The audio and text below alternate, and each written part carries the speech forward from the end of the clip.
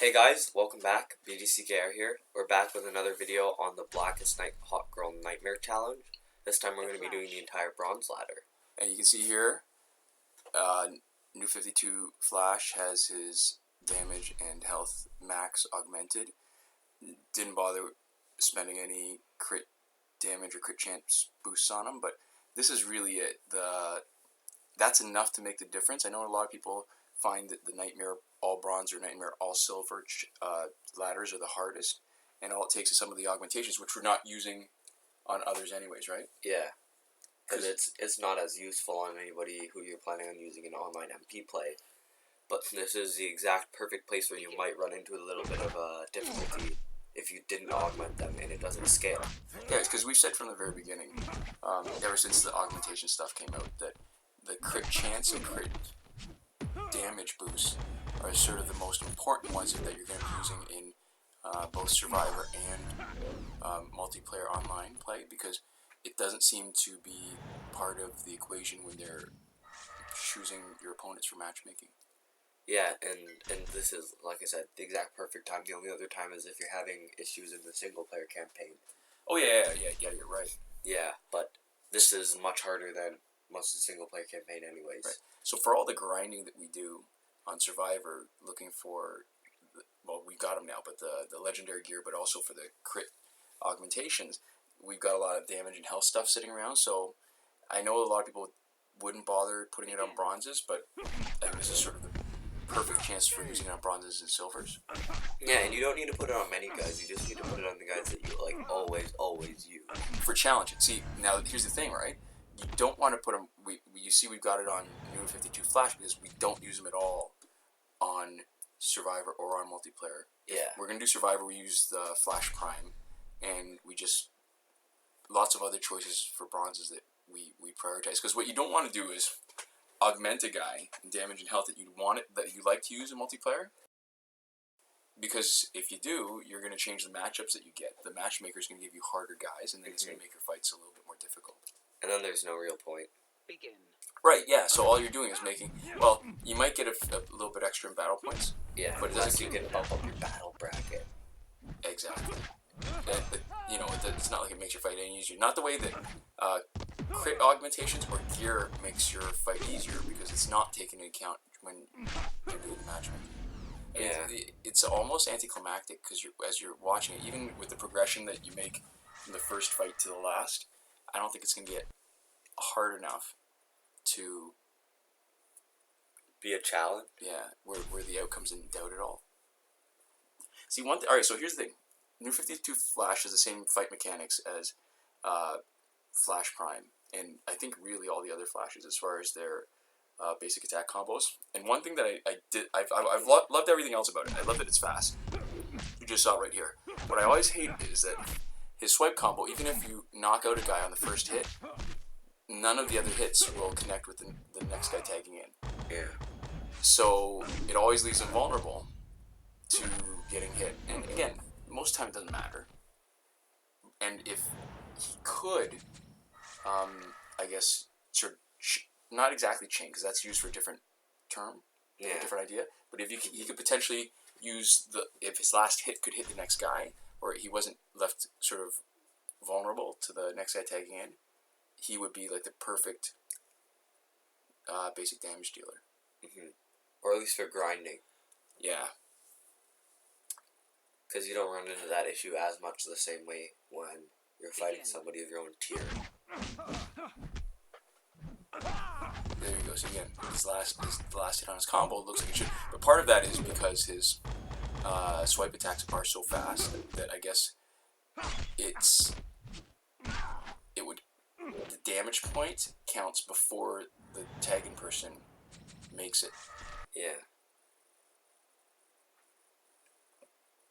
Yeah, you know what? I think I might have said this before on a previous video, but for an update that has superficially, superficially, so not a lot of new characters, one new character, one update. I'm actually really enjoying this update a lot. Yeah, I think there's a lot to be said for little tweaks as far as increasing, I guess, quality of life for the game. That's a good way of putting it. I like that.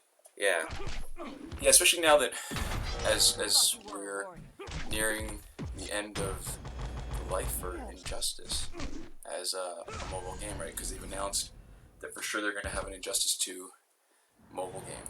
yeah. I really hope they find a good way of handling that because I think they have the potential of losing out on a lot of their hardcore fan base if they either drop support for this game or make you start off from scratch for the next game or whatever they do, right? Yeah, I think it's going to be hard. That being said, we are definitely going to be giving it a whirl when it comes out, but it would be a lot nicer not to have to grind again from the very beginning. Although, there's definitely examples of people who've lost their accounts and then were willing to start again from 3 bronzes. Yeah, I think we'll be doing the same thing as anybody else, which is seeing out of the new games, out of the new game and this game, right? Which one we want to play, and we'll make our decision based off of that. Because usually that happens with any of the new games. Sometimes we end up playing both for a while, but we always end up making our decision. It's always been previously to come back to Injustice. I think part of it will be that we've got a not insignificant amount of loyalty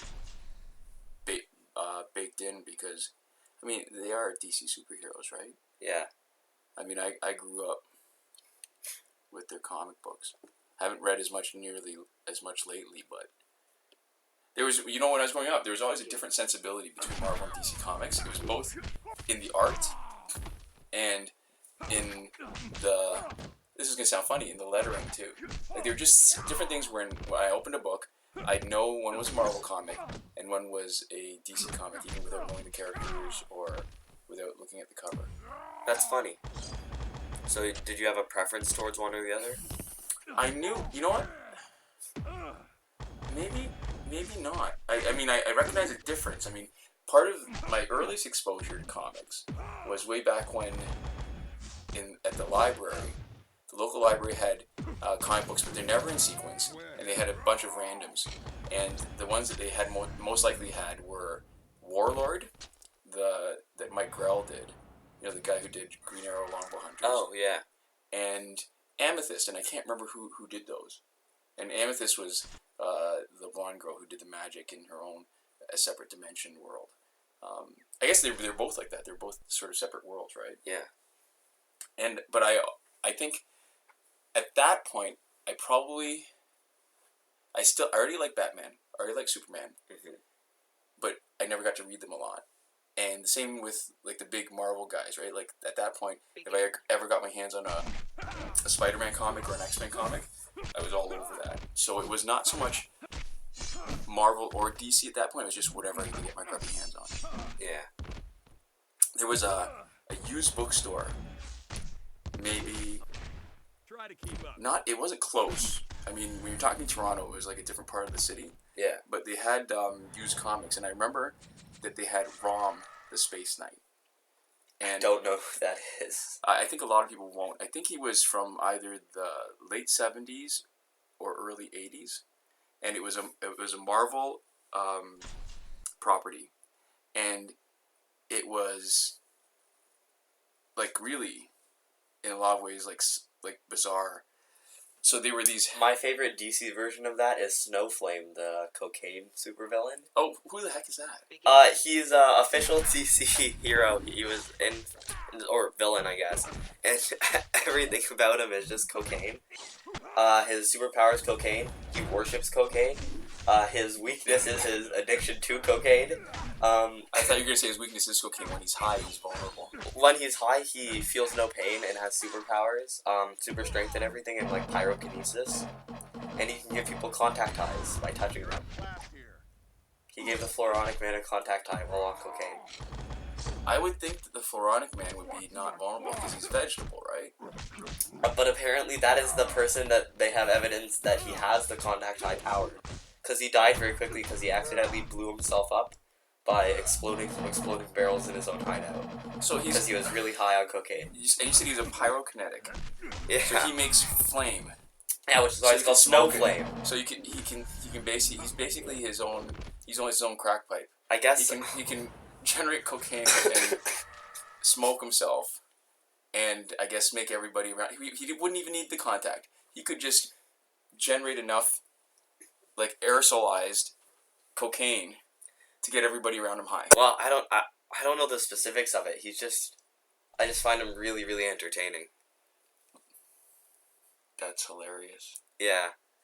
It's funny too, right? Like, because now we've got so many B tier characters that are making big, mainly because of the Marvel movie franchises. Yeah, like Guardians of the Galaxy characters and stuff like that. Yeah. Yeah. I wish DC would do half as good a job with their movies to bring back some of their B tier characters. Yeah, I wish they would bring Snowflame into one of their games. Alright, so what did you have you seen it? What did he look like? He looked kind of weird. He was this kind of like high and mighty like cocaine holy man. A little bit like, and he looked weird. I can't exactly describe him. It was one of those like bright suits kind of thing. Like a shiny disco suit? Not like a shiny disco suit. Just like Last Fight. I'm trying to think of who's similar. It was one of those kind of like older style like flared suits, you know, where he's got like the shoulder ridges, I think. Huh. Like one of those pseudo military style? If we remember, we'll have to link in the description to the DC Wiki article for Snowflame. Alright. Last Fight. So it hasn't been that difficult at all. It's actually, I mean, so he takes a few hits, but augmentations, it really is a difference. The challenges are not particularly challenging anymore. It really is part of the grind, right? To get the 3 copies of the challenge character that you want. Yeah.